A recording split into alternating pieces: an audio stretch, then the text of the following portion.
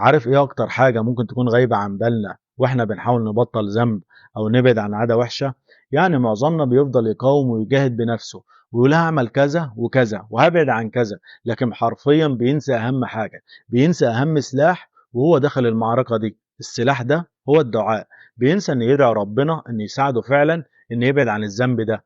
بص، انا مش هقولك ان المحاولات والمجهود مش مهمين، طبعا مهمين جدا، بس في الاخر هو مين اللي بيديك القدرة على كل حاجة؟ ربنا سبحانه وتعالى.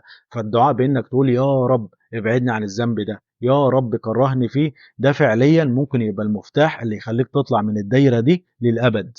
بس الفكرة هنا ان الدعاء لازم يبقى مستمر، مش مرة وخلاص، ده لازم يبقى على لسانك على طول. وكل ما تحس انك واقع في حاجة او حتى قبل ما تحس، ارمي حملك على ربنا وادعي انه يعينك.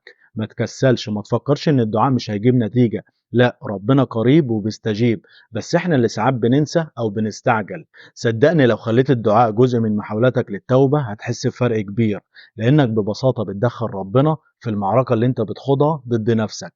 وده مش بس بيريح قلبك، ده بيديك طاقة وقوة ما كنتش تتخيل انك تمتلكها. جربها وصدقني هتشوف العجب. السلام عليكم.